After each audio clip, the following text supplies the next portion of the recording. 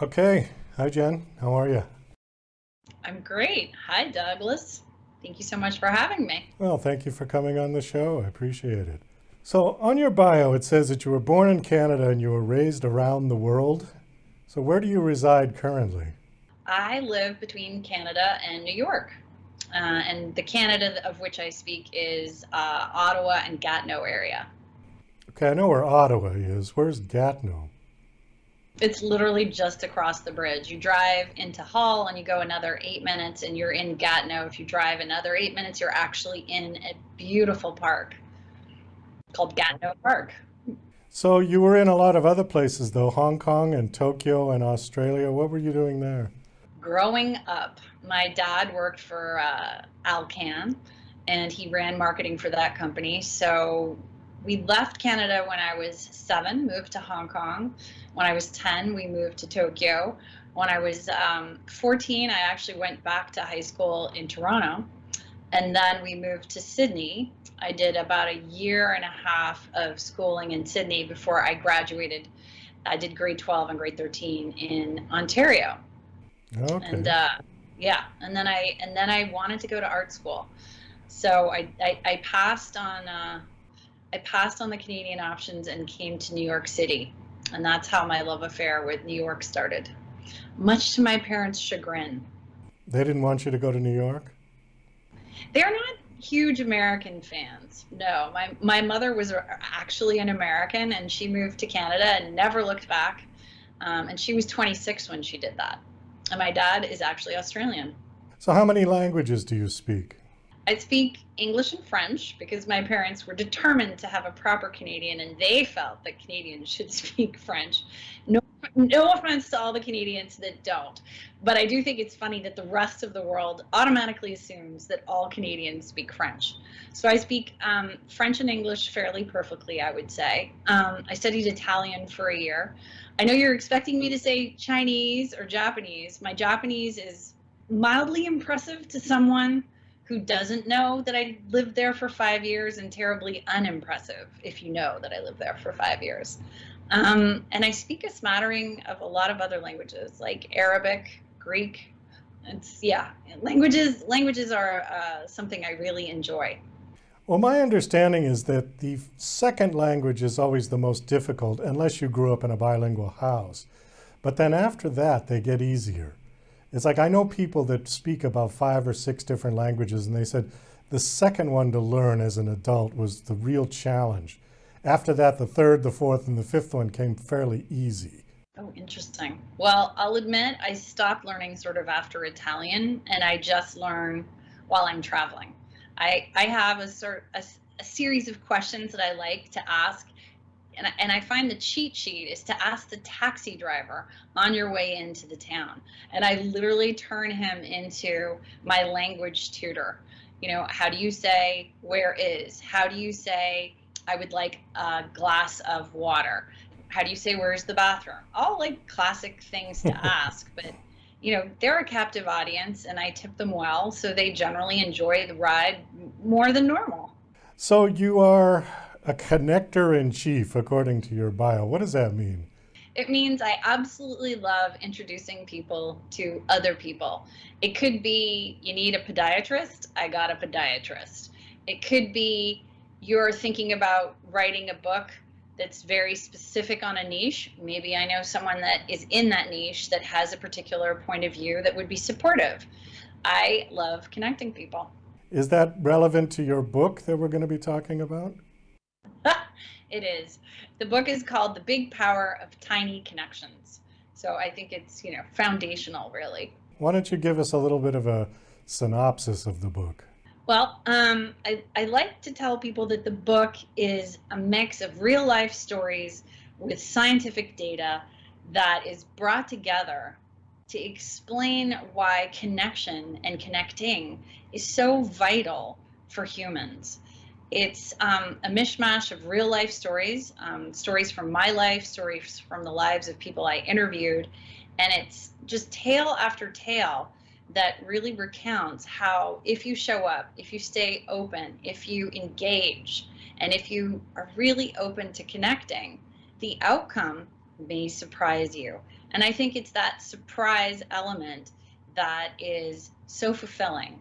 I like to say that connection is like the salt and pepper on your food. It literally next levels it, makes it more enjoyable, makes it more satisfying. It brings life alive. And I think connections are vital. So the book really is, it's a self-help memoir with a lot of practical advice about how to get over humps. There are a lot of people that don't love connecting, but they know it's something that they want to do because they want more out of life. And so I really lean into helping a variety of people with different attitudes lean in and feel comfortable connecting. Now, when you say connecting, are you referring to live in-person meetings, or are you referring to I click a button and I'm connected with you on Facebook? Most of the book is live in person, but there is absolutely a section devoted to connecting without leaving the house. And I think that's actually what it's called. And I mean, we are still living in pandemic times, and I think one of the reasons I wrote this book is I was so desperate for greater connection and greater fulfillment in my life. And I kept wondering, what specifically is it that I'm missing? And I think there's something about connection that's almost intangible, because one of the interesting studies that I found when writing this book is most people hate the thought of talking to strangers. Really, they despise it, and they think it's going to go very poorly for a couple of reasons. They think they're going to run out of things to say. They think they're going to bumble. They think the other person won't like them. And the other person thinks all the exact same thing. So we're sort of mirroring each other as we go into moments with people we don't like, whether it's on Zoom or at a cocktail party, a very small cocktail party currently, of course. And so the interesting thing about the study found is as they walked away from having had these encounters, people almost 100% of the time said, wow, that was fun. I really enjoyed that. But the weird thing is, a week later, these same people were approached and said, would you like to have another conversation with a stranger? And again, they're hesitant. So there's something about, I think, the way we are as humans, where we always brace ourselves for the unknown. And yet when the unknown comes and we engage and we lean in and we get a little bit of that special sauce that the unknown sprinkles into our life, we're thrilled. And I think that's what I was really trying to encapsulate in this book. It's definitely not a very dry, business book. It's very unusual in that respect. Do you think that the internet has provided like a poor substitute for people to connect with each other? In other words, a lot of people will go online and just say the most ridiculous, outrageous things that they would never say to somebody face to face. Do you think it's created this sort of false sense of connection with people? Well, I think you're asking two questions. If I can just repeat back what I'm hearing. I'm hearing on one hand that specifically on social media, when people troll other people, they say incredibly negative things. And I think it's true. They would never say those things if they were passing someone in a hall or in an elevator, or they knew that they might be, at some point in the future. But on the other hand, the internet has enabled people to connect in a pandemic across time zones and continents in a really radical way. For instance, I don't know if you've heard about lunchclub.ai.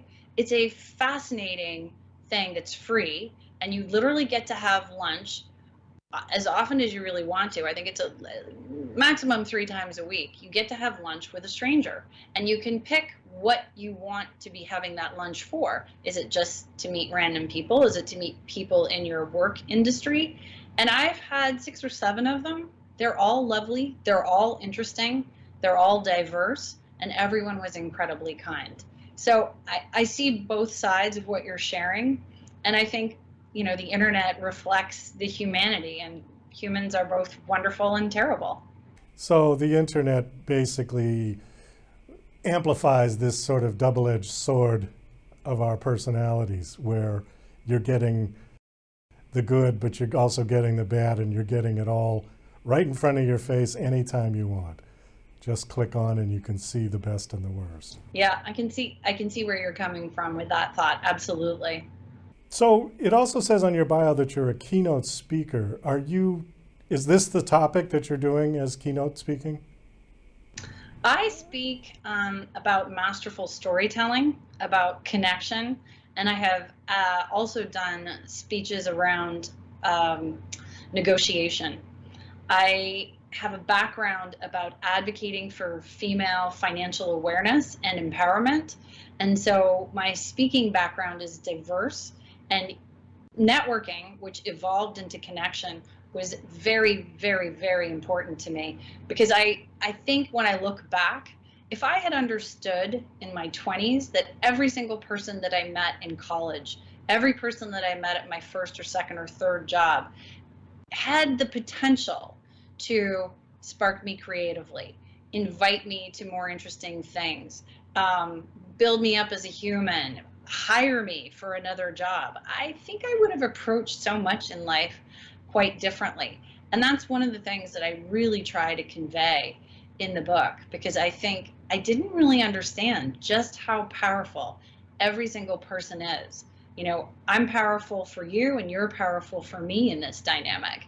I don't think I got that as well as I wish I had. What were you doing differently? Were you just kind of not engaging with these people, or just not realizing the potential that they could be beneficial to you? You know? Yeah. I mean, I hesitate to lean into the beneficial, because I don't want to go into the idea that everybody's just using everybody. But at the same time, I think as much as I've always enjoyed people, and I'm a huge fan of staying in touch, and I'm a massive letter writer / card sender / thank you card sender. I even have like a whole section on that, because I'm very big into gratitude. But I think I didn't treasure the people as much as I perhaps should, and I didn't realize how beneficial it would be to stay connected to people, for instance, from college, who were all equally passionate about art and design and marketing. You know, it's like such a beautiful little group. And I think I was very selective and dismissive. I mean, hello, 22, right? Do you have a company currently? I mean, do you do something other than your speaking and writing a book?